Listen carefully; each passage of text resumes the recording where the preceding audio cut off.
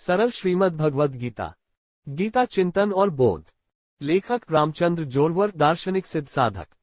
अध्याय 14, गुणत्रय विभाग योग। कुल श्लोक 27। भाग 58। श्लोक 1-4 विषय प्रकृति पुरुष से ज्ञान की महिमा और जगत की उत्पत्ति। भाग 59। श्लोक 5-18 विषय सत्व रज तम तीनों गुणों का विषय। भाग 60। श्लोक 19-27 विषय ईश्वर प्राप्ति के उपाय और गुणवान पुरुष के लक्षण। भाग 58। श्लोक 1-4 प्रकृति पुरुष से ज्ञान की महिमा और जगत की उत्पत्ति। श्लोक 1 और 2 अध्याय 14। श्री भगवान उवाच पर भूयः प्रवक्ष्यामि ज्ञानाना ज्ञानमुत्तमम् यज्ञात्वा मुनयः सवे परासिद्धिमितो गता इदं ज्ञानमुपाश्रित्य मम साधर्म्यमागता सर्गेऽपि नोपजायन्ते प्रलये न व्यथन्ति च। विषय सर्वोच्च ज्ञान और उसकी महिमा प्रदान करने की प्रतिज्ञा। अनुवाद। श्री भगवान ने कहा, मैं फिर तुम्हें सब ज्ञानों में श्रेष्ठ परम ज्ञान कह रहा हूँ, जिसे जानकर सब मुनि इस संसार से मुक्त हो गए हैं और परम सिद्धि प्राप्त कर चुके हैं। इस ज्ञान को प्राप्त करके मेरे रूप को प्राप्त करने वाले पुरुष सृष्टि की शुरुआत में पुनर्जन्म नहीं लेते हैं और विनाश के समय भी परेशान नहीं होते हैं। चिंतन। उत्तम से उत्तम का संग्रह करना मनुष्य का धर्म है। ईश्वर चाहता है कि वह उसी के अनुसार अपना जीवन व्यतीत करे। इसीलिए ईश्वर ने मनुष्य को इतनी उन्नत पूर्ण बुद्धि प्रदान की है जिसे संपूर्ण ब्रह्मांड का ज्ञान है। लेकिन हम उस ज्ञान का पर्याप्त उपयोग नहीं करते। हम अस्थायी सुखों और सांसारिक वस्तुओं के पीछे भागते हुए अपने समृद्ध मानव जीवन को बर्बाद कर देते हैं। उसे यहाँ पत्थरों और धातुओं से प्यार हो जाता है। यह वह है जो धन को समझना शुरू करता है। हमें यह भी पता नहीं है कि यहाँ की असली संपदा पानी, अन्न और शरीर की दृष्टि से उच्च विचार हैं। जीवन भर हमारे शरीर का वजन इन तीन बातों पर निर्भर करता है। समय पर उचित भोजन मिले, स्वच्छ निर्मल जल मिले और विचारों का मिलन ऊंचा हो तो जीवन वास्तविक अर्थों में समृद्ध है। वही वास्तविक धन है। अगला भाग उस शरीर में आत्मा है। शरीर की समृद्धि आत्मा द्वारा अनुभव की जाती है। इसलिए इन दोनों अर्थात शरीर और आत्मा के बीच मन का संबंध है। हमारा शरीर और आत्मा दोनों इस मन को समृद्ध बनाते हैं। उस मन की ओर से इस संसार का सर्वोत्तम ज्ञान प्राप्त करना ही हमारे जीवन का मुख्य लक्ष्य है। इसलिए हमें मानव शरीर मिला है। जो मन को जान लेता है वह उसे धनवान बना देता है। इस समृद्धि को, इस धन को पाने के लिए जरूरी है कि संसार की क्षुद्र वस्तुओं को त्याग कर जीवन, आत्मा और परमात्मा का उत्तम ज्ञान प्राप्त किया जाए। एक बार तन और आत्मा की समृद्धि और संपत्ति बढ़ जाती है तो उसके साथ मन की समृद्धि और संपत्ति भी बढ़ जाती है। तब मन स्वतः ही सृष्टि की क्षुद्र वस्तुओं से हटकर ईश्वर की खोज में लग जाता है, उस दिशा में चलने की प्रेरणा देता है, सन्मार्ग पर चलने की प्रेरणा देता है। वह व्यक्ति मुनि कहलाता है। भगवान अर्जुन को उन ऋषियों के बारे में बताते हैं जिन्होंने सांसारिक क्षुद्र बातों का मोह त्याग कर अपने मन के आधार पर जीवन, आत्मा और ईश्वर ब्रह्म के ज्ञान के लिए प्रयास किया।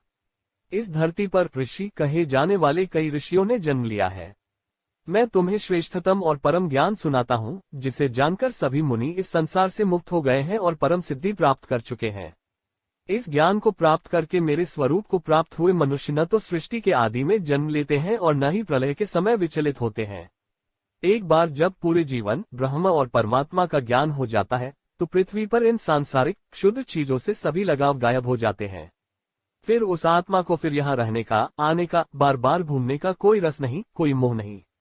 इसलिए एक बार इस जन्म से मुक्त होकर परमात्मा को प्राप्त कर लेने पर वह पूर्ण मुक्त हो जाता है, मोक्ष को प्राप्त हो जाता है, स्वतंत्र हो जाता है।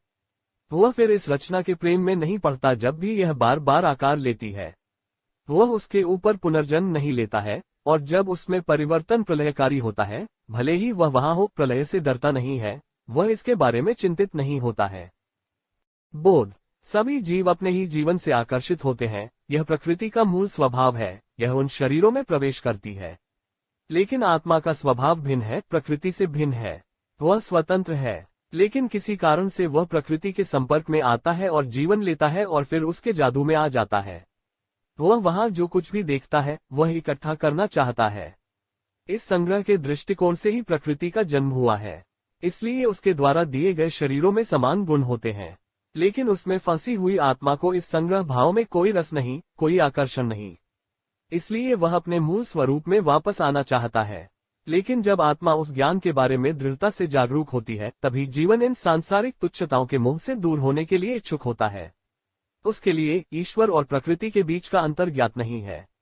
उस आत्मा को वह मार्ग तब तक नहीं मिलता जब तक कि उसे इसका बोध न हो जाए। श्लोक 3 और 4 अध्याय 14। मम योनिर्महद्ब्रह्म तस्मिन् गर्भः दधाम्यहम् संभव सर्वभूतानां ततो भवति भारत। सर्वयोनिषु कौन्तेय मूर्तयः संभवन्ति या तासा ब्रह्म महद्योनिर्हम् बीजप्रद पिता। विषय प्रकृति और पुरुष के संयोग से सभी भूतों की उत्पत्ति। अनुवाद। हे अर्जुन, मेरा महद ब्रह्मरूप मूल स्वरूप समस्त भूतों की योनि है, गर्भस्थल है, और मैं उस योनि में चेतना समुदाय गर्भ स्थापित करता हूँ। उस स्थूल चेतना के साथ मिलकर सभी भूत उत्पन्न होते हैं। हे अर्जुन, सभी प्रकार की सभी योनियों में जितने साकार प्राणी उत्पन्न होते हैं उन सबको गर्भ धारण करने वाली प्रकृति माता है और मैं बीज की स्थापना करने वाला पिता हूँ।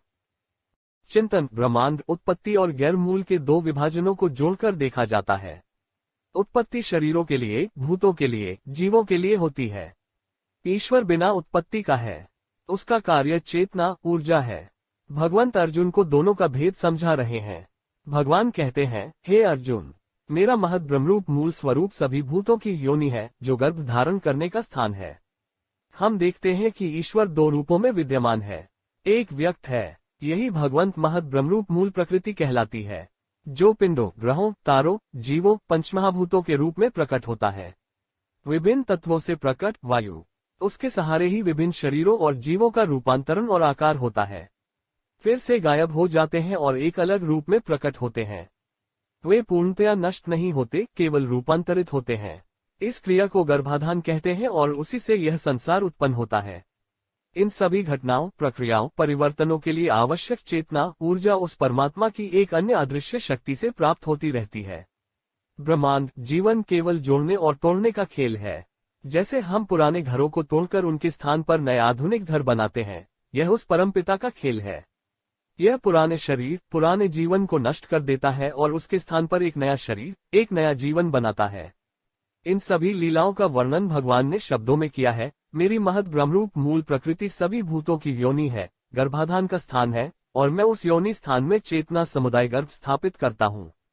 उस जड़ में चेतना के साथ मिलकर सभी भूत प्रकृति पुरुष के माध्यम से उत्पन्न होते हैं। वह सभी जीवों और भूतों के पिता हैं। बोध। जितने भी दृश्य शरीर, प्राणियों के शरीर हम अपनी आंखों से देखते हैं, वे सब भारी होते हैं, लेकिन जो ऊर्जा उन्हें चलाती है, गतिमान करती है, वह चेतन है। उन्हीं के लिए हम चेतना, आत्मा, परमात्मा शब्दों का प्रयोग करते हैं। इस ब्रह्मांड में इन भारी पिंडों, भूतों की निरंतर रचना चल रही है। ठोस द्रव बन जाते हैं, द्रव वायु बन जाते हैं, वायु द्रव बन जाते हैं, द्रव फिर से ठोस बन जाते हैं। ये सारे खेल इस ब्रह्मांड में हर जगह बेरोक-टोक चलते रहते हैं। लेकिन इसके लिए जो ऊर्जा चाहिए, जो चेतना चाहिए, वह अदृश्य ऊर्जा है जो वास्तव में ईश्वर का निराकार, अदृश्य रूप है। यह ईश्वर की रचना, स्थिति और लय का खेल है। वही ईश्वर जो दो भागों में विभाजित है, दृश्य और अदृश्य, अर्थात प्रकृति और पुरुष। हम इसमें क्षणिक और महत्वहीन तत्व हैं। उस खेल में 1 मिनट का मोहरा, इससे ज्यादा कुछ नहीं। वह प्रकृति के रूप में सभी की माता और पुरुष के रूप में पिता है। अब तक हमने 14वें अध्याय के श्लोक नाम 1 से 4 तक ज्ञान की महिमा तथा प्रकृति पुरुष से जगत की उत्पत्ति विषय की व्याख्या की। श्री कृष्णार्पणमस्तु।